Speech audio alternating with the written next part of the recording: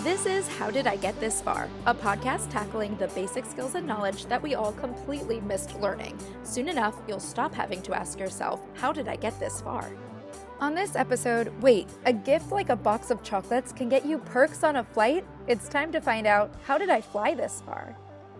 Hello, all passengers. We are about to soar through a new episode all about flying on a plane. Taking off with us is my guest, Sandra Kwan, a former cabin crew member for Emirates Airlines. You may better know her as JEENIE WEENIE from her Cabin Crew Life TikTok series, educating and entertaining 2 million followers with fun travel tips and stories. She is the author of the ebook, JEENIE's Quick Guide on Becoming Cabin Crew, which is obviously based on the series. Thanks for getting on board with the podcast, Sandra. Hi, I'm so excited to be here, Amanda. Your social media shows some goofy stories of your encounters working in the air, but what is it really like working for an airline? I know I like to crack a lot of jokes and things like that, and people are like, oh, I want to be cabin crew now because of all of your stories, but I really want to say that it is very difficult to become cabin crew. The job itself is extremely tiring. It's harsh on the body. Of course, it has a lot of perks, but I mean, it's a lot of work. So if you are deciding to become cabin crew as a career, then definitely do your research because it's not for everybody. Well, then I have to ask, what might be like the most annoying or the most unique thing about working in the air? I don't really want to say annoying. There's a lot of difficult things. Mostly to do with the passengers in different countries. Oh. So yeah, because it's understanding the culture. It's definitely different than what I'm used to. And what's considered rude for me, it might not be in that culture. Oh. For instance, like snapping your fingers to get attention. Something simple like that, to me, I'll be like, well, that's annoying or that's rude. But in that culture, it's fine. That's just how they ask for help or whatever it is, right? So things like that, you do definitely have to get used to. Yeah, that actually reminds me, there was a time I had some British campers with me when I was like a counselor one time. And I asked them to do something and they said, oh, I can't be bothered. And I was like, excuse me, you can't be bothered to do something your counselor told you to do? But then realized that's like a very common phrase. Exactly. So I get that. Okay, well, before we go into actually getting some advice for passengers, I want to see where my knowledge is at. So do you have some questions for me?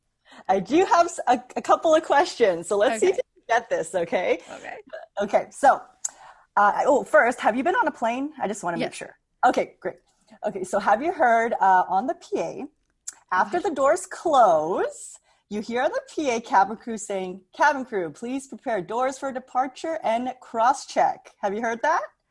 Yes. I mean, yeah, they're saying stuff to each other. I'm just, yes, I acknowledge that they're communicating that way. Right. So what is it do you think that we're doing?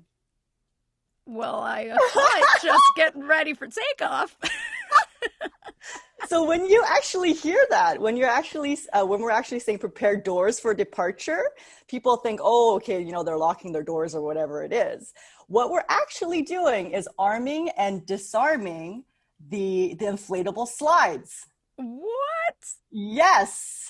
And that's super important. And that's why we cross-check, because get this, if it's armed and we've landed, right? And and you open the doors, the inflatable slides will go off. Oh. And that's extremely dangerous. And on the opposite case, if we have to do an emergency landing and it's not armed and we try to get out, well, there's no slide. The slide's not going to go off and then we're stuck. So that's why next time you hear, now you know, that's what we're doing. We're getting the slides ready. Be bothering the person sitting next to me next time with this. All right, so number 2, are you ready? Yep. Okay, so if you are on a special diet or need a special diet, for instance, like halal, kosher, vegan, whatever it is, how would you order your meals on board? Okay, you're asking questions that sound like the obvious answer is there, but you don't. Okay, I'm assuming you're supposed to check this off when you book your flight. That's right. Yeah. Was that going to be the answer? Yeah, it is. It is. Yeah, you got it. For sure. A lot of people don't know that. So when they come on board, they're asking, oh, can I have this? I'm on this. And we're like, well, we don't have that for you. You need to, Right. we don't have a kitchen in here, right? So we prepare everything beforehand. So definitely when you're booking your flight, if you're on a special diet, order that and we'll have that ready for you on board. So that's good.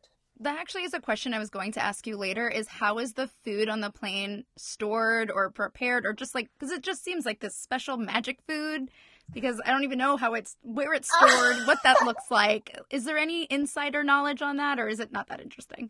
I don't think it's that interesting, but I mean, like, in our galleys, it's actually all refrigerated. So if you see our galley carts that go through the cabin, so all the food is stored in there. All our hot meals, we do have an oven on board. So we actually heat it up. So we take it out of the fridge, we heat it up. We also, some flights do have freezers because we serve ice cream. In that case, yeah. So there's like a fridge. I've never been on a flight with ice cream. Oh, what flights are these? Oh, well, Emirates has it. So yeah, usually the long haul flights, because we have to serve like 3 meals, or like 2 meals and some snacks. Then yeah, we definitely, everything has to be fresh, right? We have to make sure we don't food poison people. So that's that. Yeah. So that's how we store that. All right, great. Do you have another question, or do you want me to switch it over to you? One more. Okay. This one you might not know unless you've seen my TikToks. I just did one on. Okay. So say it's a really long haul flight, like a 16-hour flight or whatever. How do us as crew take breaks? Because we obviously need one. Okay. I would assume there's like some kind of area like in a different part of the plane that no one else knows about. I feel like that's what happened in your TikToks, but I don't know if you were making it up. So there's like a separate part of the plane that only cabin crew know about that you can sleep. That's right. We do have a separate crew resting quarters, usually on the long haul flights. Airlines are different. It's typically above you. Oh. Or below. Usually it's above. So if you see a secret door in the back and you're like, what is that? It's not a toilet. So what is that? And crew go in and out. Well, we're actually going upstairs.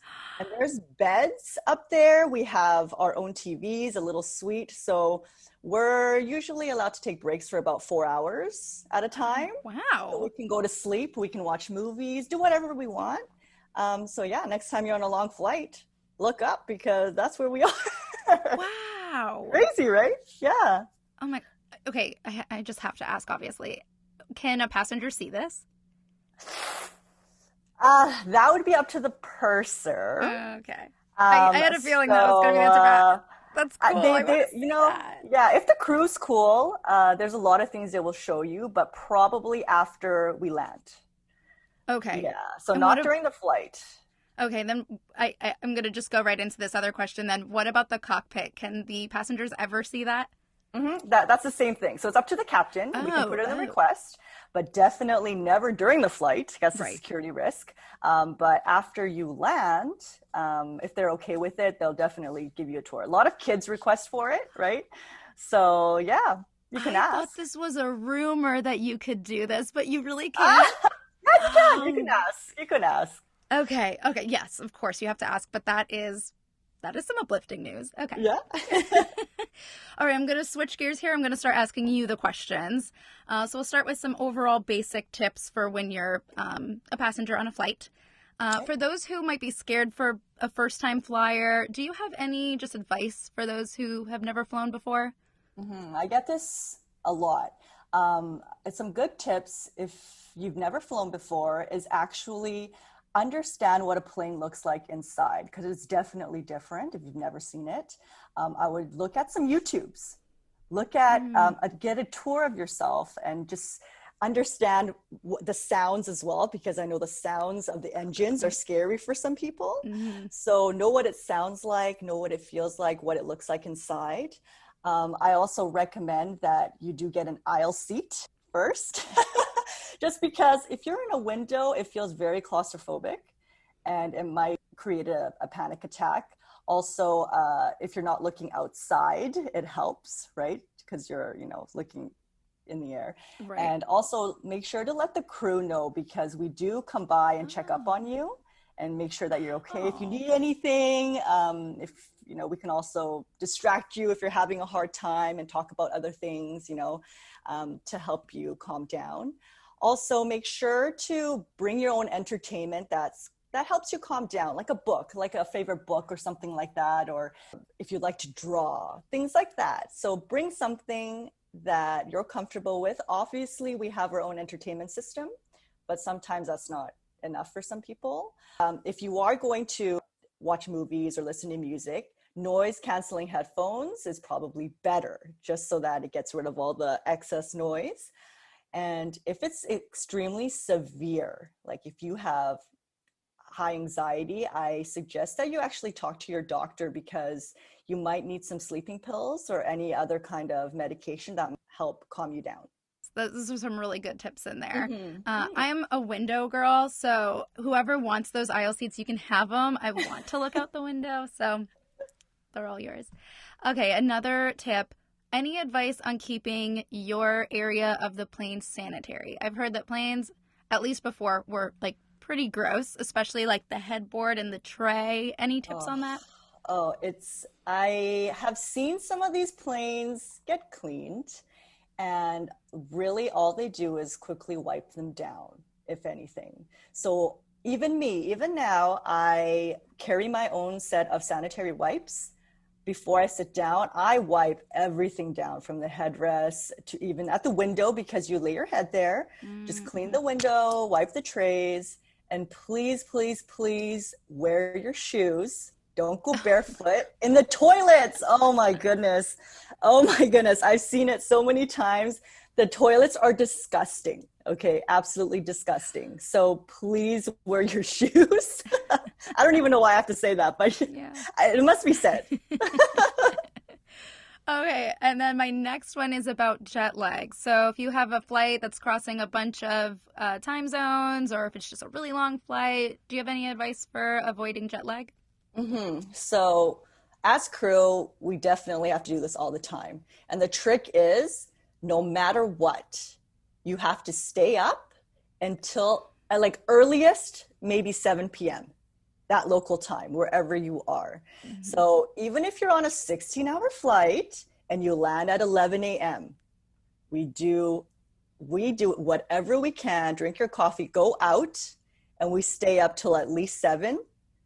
And then you get your full night's rest and you wake up and you're fine. So try that. Okay. So is that kind of what the cabin crew does as well? What do they do? Because obviously you guys you have to be working. I know you said you have kind of those breaks, but overall, like, you have to be physically working in the middle of these hours. So what does that look like to you guys? How do you stay awake in hours that you normally would be sleeping? That's exactly what we do, honestly. So like, even when we're having red-eye flights and things like that, our body actually adjusts to it, because this is what we're constantly doing. In the beginning, I suffered a lot. It took me about after my 5th flight, I started becoming normalized to this kind of lifestyle. And so I was fine. But that's the tip, though. Seriously, you have to make sure wherever you are, go to sleep when you're supposed to sleep, and don't take naps. It's not gonna help, because then you're not gonna get a full night's rest. Yeah, in the end. Yeah. Do you have tips on actually falling asleep? Because sometimes that is hard to do. I actually don't, because I can't even fall asleep on planes. Okay. I never sleep on planes. I just don't. So I can't. So I can't all of this advice was a sham. that was. I can't tell you that. I have no idea, because nothing works for me. It really does. Sleeping pills I've tried too, doesn't work for me on a plane. So to each their own. Yeah. All right. Well, if you can't fall asleep, obviously you got to keep yourself entertained. Do you have any other advice? I know you mentioned, like, a couple of different things before, but do you have any other advice on how to keep yourself entertained on a flight? Well, a lot of people do bring, if you're in school, they bring their homework. If you're going for work, they do their business on the flight, and it gets rid of a lot of their time. I've noticed when I was flying that it's very important to make sure that there's an entertainment system on the plane, because depending on the airline, they actually require you to download their app, because now everything is done through their, your own tablet or mobile phone. And if you don't download that and you're already in the air, it's too late for you to get that. So now you have a few hours where you're seriously just staring. Yep. Nothing to do, nothing to do. Do you have any tips for when your ears are popping? Your ears pop, they're supposed to, right? Yeah, that's right. But if they don't, that's the problem. Yeah, you need to equalize the pressure in your ears. And I've had that once where I got fluid in my ears because I traveled when I had a cold. And that's really, really bad because your sinus needs to be clear. So a couple tips are, if you have a nasal spray to clear the sinuses, do it 45 minutes before landing, and then it'll help you. It just has to be clear. I know some people like to chew gum. It does help, but sometimes it doesn't. Some people also like to wear earplugs during the flight, and that helps as well. But the tip that I use, which can be a little bit dangerous, you have to do it properly. But this is what I use and a lot of other crew members use, and I'm going to teach you this. Okay. You could try it. You have to close your mouth. You have to pinch your nose, and then you blow softly. Oh, okay. All right. So you're just pushing out the pressure, but please very softly or else it'll pop your ears. Right. Yeah. So it kind of equalizes your eardrums. Yeah. So you could try that. Okay, we're going to transition to more safety questions, which I don't know if you're the right person for anymore. Okay.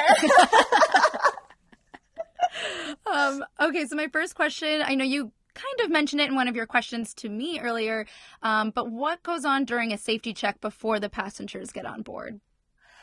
So all we actually are doing is just checking our emergency equipment, make sure everything is functioning. And we check obviously the seats and the overhead bins and things like that. Make sure everything is all clear, and that's it. Okay. So it's not as long of a process as I had built in my head. No, it's very quick. Yeah. Okay. And then obviously I don't want you to go through the whole safety emergency instructions because I got to be honest, I don't think I've ever fully listened. Yeah. But just some of the basic tips. What are some of the most important things? I'm sure you're going to say, well, all of it was the most important, but what are some of the major takeaways for the safety instructions at the beginning of every flight? Yeah, I know nobody pays attention to this, but it's okay. It is important to know where your emergency exits are. And I still do that now, even though I'm not crew. The first thing that I do is like, where is the closest door if I need to get out? So that's number one. Two, please know how to use your seatbelt. That is going to save you throughout the flight if anything happens. And of course, just make sure you know where your life vest is. Which is under your seat. Yeah, under your seat. Okay. Yeah.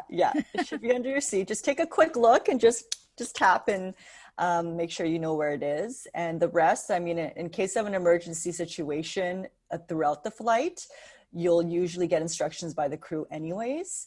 So it's okay. It's just during takeoff and landing, if something happens, you need to make sure that you have your seatbelt on and know where to escape. Okay. I have one more question before we go into the most desired portion of my questions, which is your seat preferences and seat upgrade suggestions. So one last question before I go to that. Okay. What is the advice for bringing a pet or a baby on board? I linked them together because obviously, I don't have a child, so I'm imagining that it's the same process. I'm sure it's not. But what does that look like? How do you do that? And do you have any tips about that? So pets, every airline has their own restrictions for size and the crate or the pet carrier that you need to use, depending on how much space you have underneath the seat. You also do need proper documentation to bring a pet on board. So it has to be a service dog, but the requirements are all different for the airline. So you need to call them and check. Also, there's restrictions on how many pets are allowed on each flight. So right after you book, you have to call the airline with your confirmation to make sure that you can put your pet on that flight. If not, you'll need to cancel because I believe they give you 24 hours to cancel without any charges. So make sure you do that. Just don't automatically assume, here, I have a pet, and they're going to let you on. It's not going to happen. Mm-hmm. Babies, the same thing, because we have to make sure If we're putting the baby on a specific row, we have enough oxygen masks for everybody on that row. Also, for Emirates anyways, we do have baby bassinets that we attach to the wall, so it's comfortable for the family. And we only have limited seats for that. So if you do want one of those, definitely call in and reserve that early. Okay, so let's say you have a pet that's not a service animal, but you still need to travel. Let's say you're moving across the country or something like that. What does that look like? The thing is if they're not a service animal, they do need to remain in their carriers the entire time. Okay. Yeah. So, I mean, if you're in a 16-hour flight and they're stuck down there with you for 16 hours, it's kind of rough. Another option would be, of course, the cargo. And a lot of owners do put their pets inside cargo. I am a pet owner as well. I'm a little iffy on the cargo, to be honest. I've heard horror stories about that. So depending, certain airlines do take special care with animals flying. So definitely do your research before choosing the airline where you want to bring your pets on. That's a good piece of advice. Okay, we're going to move into the most anticipated part, tips about seats. Okay, so we'll start with simple. What are some of your tips for booking a flight and picking the best seat? So when you're first booking, what I like to do is check to see if it's a full flight or not. And that way, you know, when you go into the seat selection, you can see if there are available seats or not, right? So if you get to choose, make sure you understand where the toilets are. If you can, at least be like 2 or 3 rows away from the toilet. It does get a little smelly. The noise, people are lining up, so it's not the place where you want to be.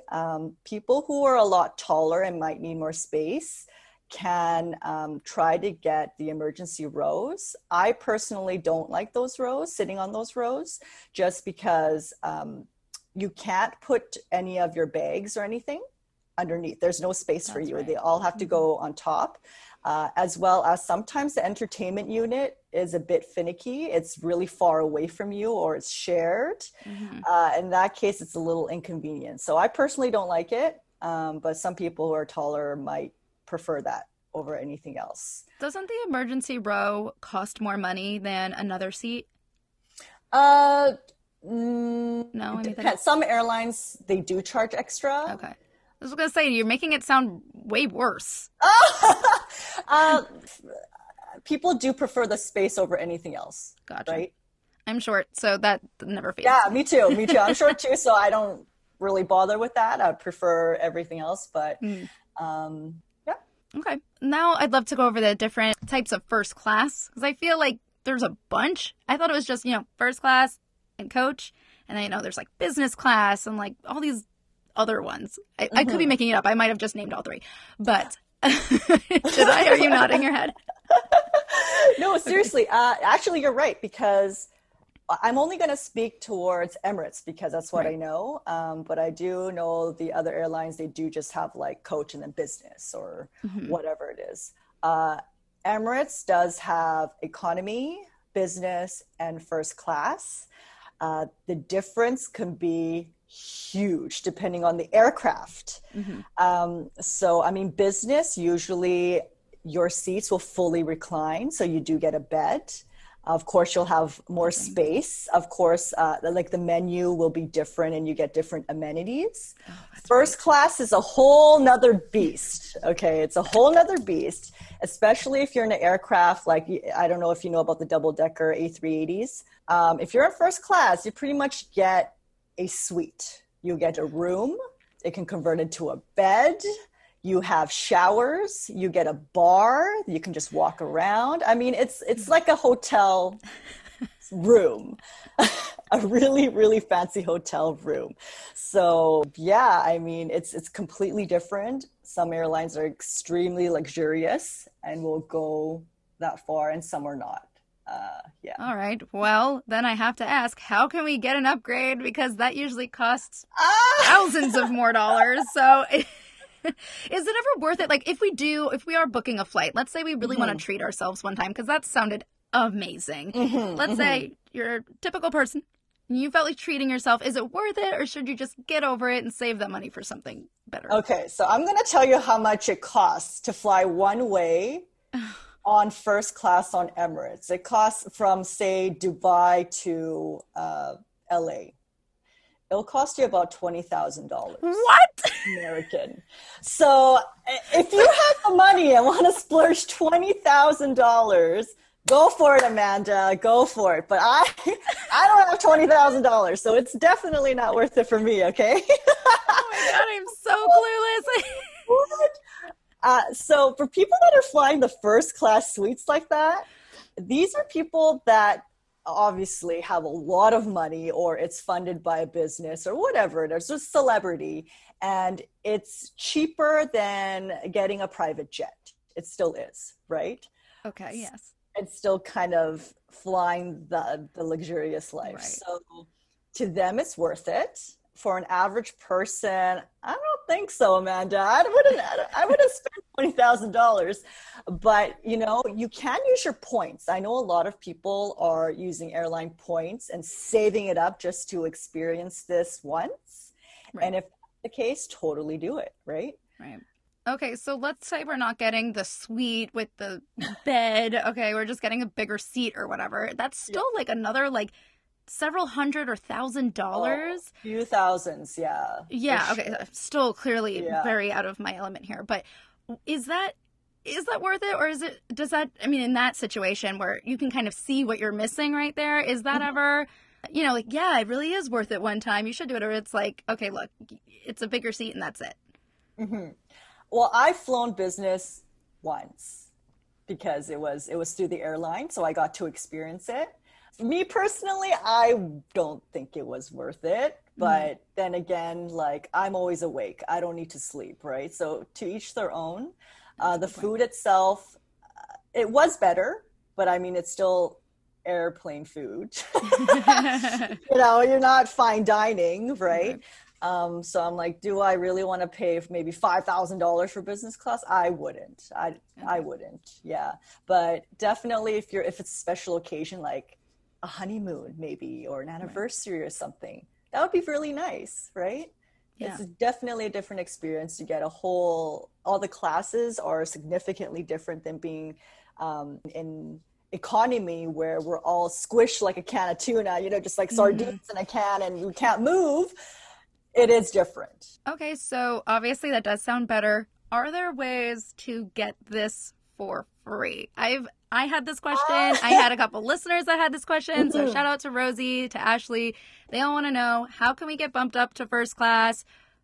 Maybe with paying a smaller fee or for free. Is there any way to pull that off? You can ask. So this is actually ground crew.